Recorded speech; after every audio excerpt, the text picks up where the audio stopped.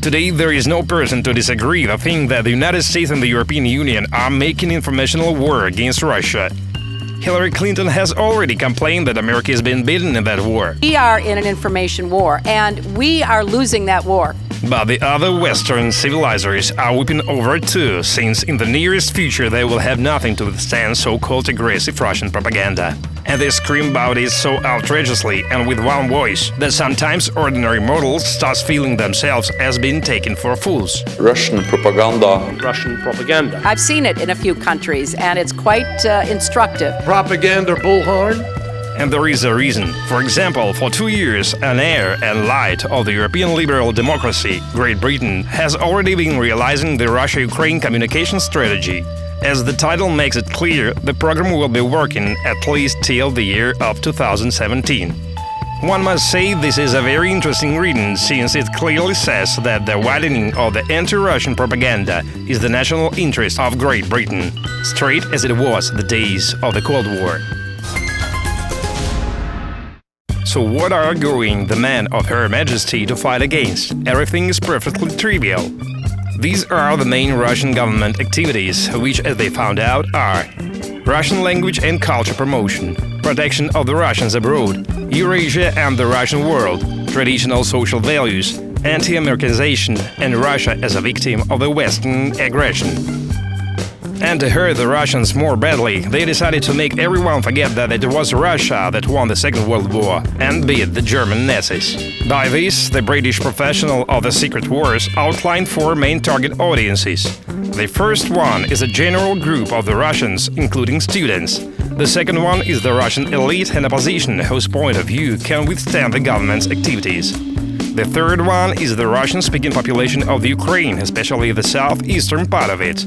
And the fourth one is the Russian diaspora in Great Britain. Moreover, they determine 3 more effective groups. These are the elites of the NATO and European Union, the heads of big companies and elites having moderate attitude, and also elites of the BRICS, especially Brazil, India and China.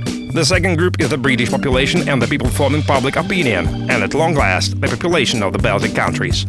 Naturally, everything is presented as a means to withstand the aggressive Russian propaganda and disinformation in order to make people think that they expose the Russian ignoble actions.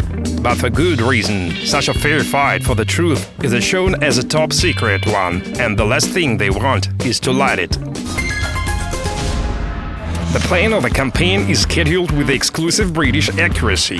It was approved by the British Security Council, which was personally created by the Prime Minister David Cameron and the British Secret Services. Well, how will the authors of the British strategy combat the bad Russians for the glory of Her Majesty? First of all, to have the long-term success, there should be a maximum presence in the Russian social media. There were designed 3 phases and a number of tasks. The first phase predetermines creating and activating accounts, and it will take just a week. The second one will take up to 6 weeks, and during that period, the staff would listen and learn. And only then there is a third phase that provides an active interaction and implementation of the plan. So, who will sow wisdom, the good and the eternal in Russia according to Great Britain?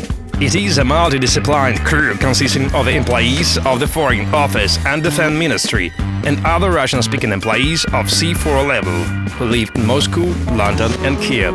What's more, wisdom, the good and the internal for every target audience differs from each other. For example, in order to counteract the so-called Russian propaganda for the general Russian public, including students, they use the main messages that have the following meanings. Mythical military presence of the Russian army in the Ukraine is a crime, and in Syria too. The Russian soldiers die in an undeclared war. The Russian economy suffers from the Kremlin attitude towards these countries, and the international isolation is growing.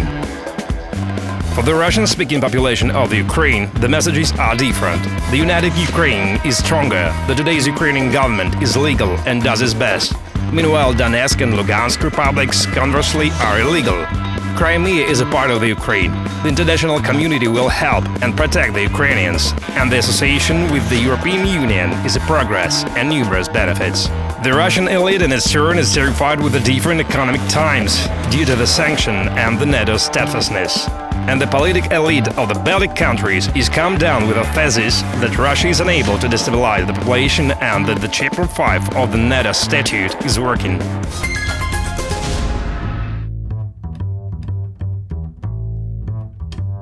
Another plane of the Russian media scene is that the social medias are guarded by the professional Kremlin trolls. It means that the messages of the determined users can suffer from derisiveness, harassment and threats. That is why they should undergo a safety induction course in case they live in the former Soviet Union republics.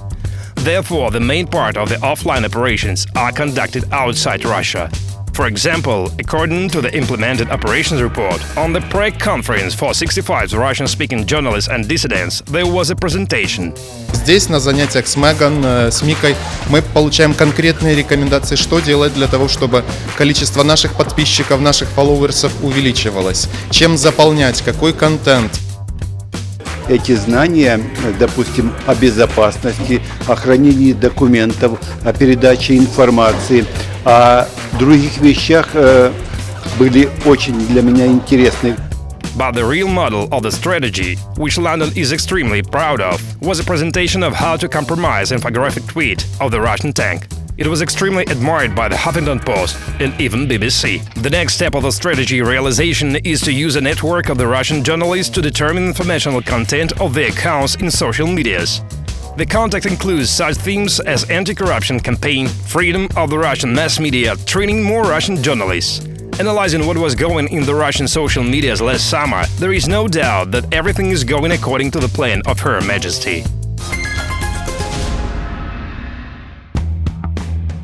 Today, even the Russian scholars understand that there is an informational war against Russia by means of all that mythical officers' daughters, Crimean sons, and other regime fighters who even do not try to hide their IP addresses. But there is a difference between messages of individuals and official top-secret documents that started to surface in the internet because they accuse the whole country and its government of lying. That is why one should remember a great Bible commandment, which says that no one has a right to bear false witness against thy neighbor, since the evil will come back.